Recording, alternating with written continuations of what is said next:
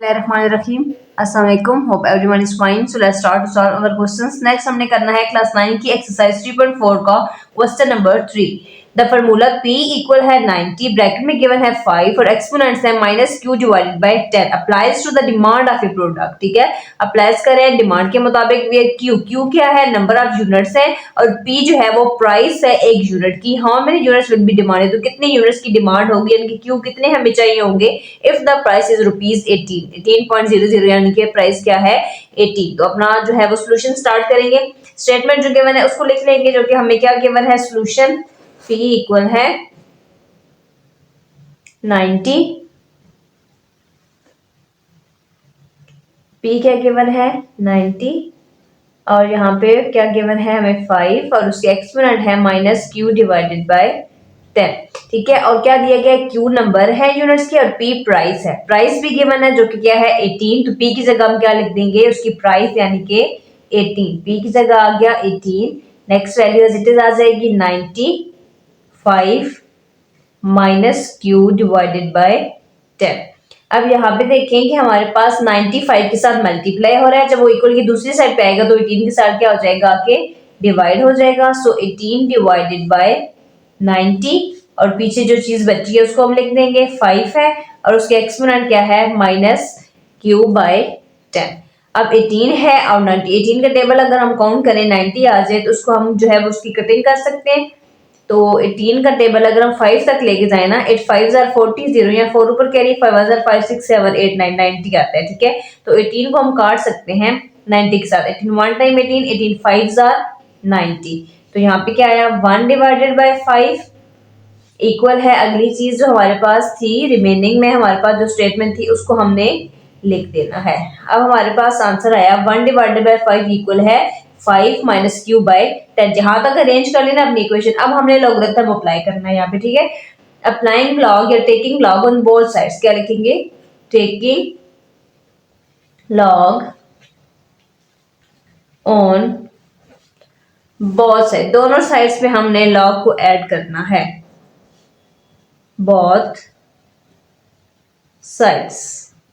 इसके साथ भी आ जाएगा लॉग 1 डिवाइडेड बाय 5. इस साइड में भी आ जाएगा लॉग 5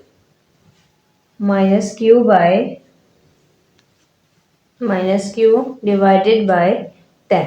अब लॉग अप्लाई कर लिया. अब हमने लॉगरिथम के लॉस को अप्लाई करना है, जिसमें हमारे पास क्या होता है कि जो चीज हमारे पास प्लस हो रही होती है ना या मल्टीप्लाई हो रही होती है उसको हम चेंज करते हैं प्लस में, और जो चीज डिवाइड हो रही होती है जो वैल्यूज उसको कन्वर्ट कर देते हैं माइनस में. ठीक है, अब ये 1 और 5 डिवाइड हो रहे हैं ना, इसको हम चेंज कर देंगे माइनस में और लॉगरिथम सेपरेटली जो है दोनों के साथ आ जाएगा. तो हम क्या लिखेंगे, log 1. ये सेकंड लॉगरिथम का कि जो चीज डिवाइड हो रही होती है, जब हमारे पास कोई लॉगरिथम के अंदर वैल्यूज डिवाइड हो रही होती है उसको हम चेंज कर देते हैं माइनस में. ठीक है, तो log 1 डिवाइड हो रहा है तो ये इधर आ जाएगा माइनस और सेपरेटली आ जाएगा log 5 के साथ भी log 5.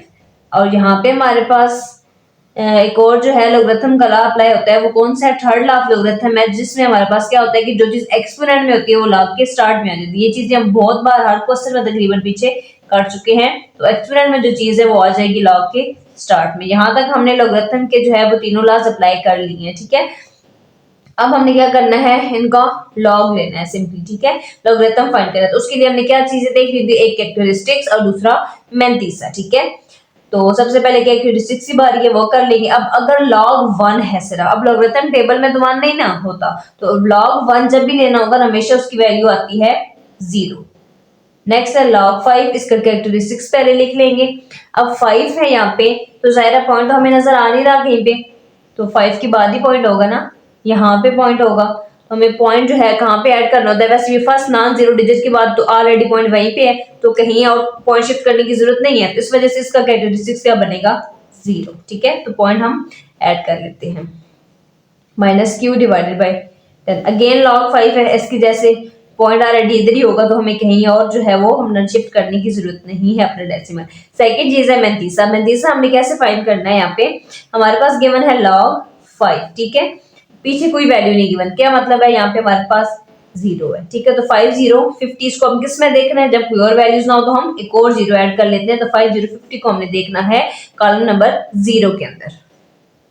रहीम यहाँ पे देखें, हमने चेक करना है 50 को, 50 के बिल्कुल सामने ही हमारे पास ऊपर से फर्स्ट कॉलम आ रहा है 0, तो 50 को 0 में देखने से वैल्यू आ रही है 0.6990।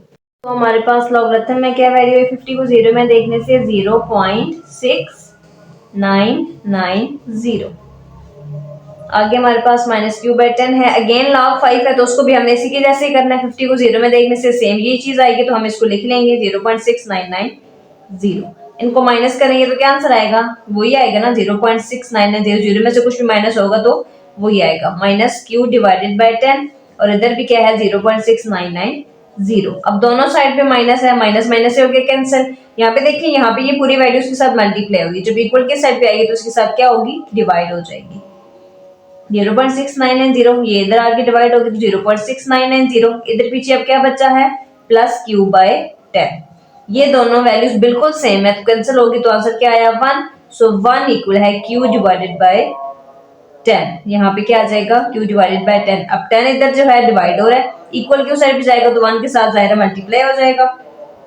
सो क्या आ जाएगा यहाँ पे 10 1 टाइम 10 इक्वल है q। q के क्या आंसर आया है 10 and it is our answer. Question एक बार अपना रिवाइज कर लेंगे। क्वेश्चन नंबर 3 हमें गिवन था p इक्वल है 95 और एक्सपेरिमेंट में है -q/10। q हमारे पास यूनिट्स थी और p प्राइस थी। एक प्राइस गिवन है 18, तो जो स्टेटमेंट थी वो हमने लिख ली, और प्राइस भी गिवन थी 18, वो भी हमने लिख ली। अब 90 के साथ मल्टीप्लाई हो रहा था, जबकि इक्वल की दूसरी साइड पे आएगा तो डिवाइड हो जाएगा। अब 18 की टेबल पे 90 आ जाता है, सिंपली हमारे पास 18 को 5 के साथ करें तो मल्टीप्लाई 90 आ जाता है, तो 1/5 आ गया।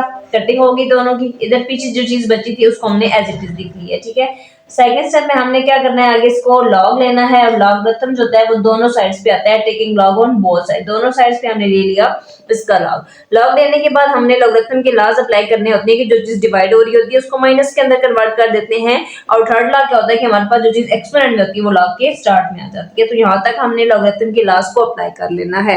इनके लॉज अप्लाई करने के बाद हमने लॉगरिथम फाइंड करना है, जिसके अंदर एक चीज आ जाती है कैरेक्टरिस्टिक्स और दूसरी होती है मैंथीसा। कैरेक्टरिस्टिक्स हमारे पास फाइंड करते हैं पहले, तो अगर log 1 होना तो उसका हमारे पास जो है log 1 की वैल्यू हमेशा आती है 0, तो उसकी जगह हमने 0 पुट कर दिया।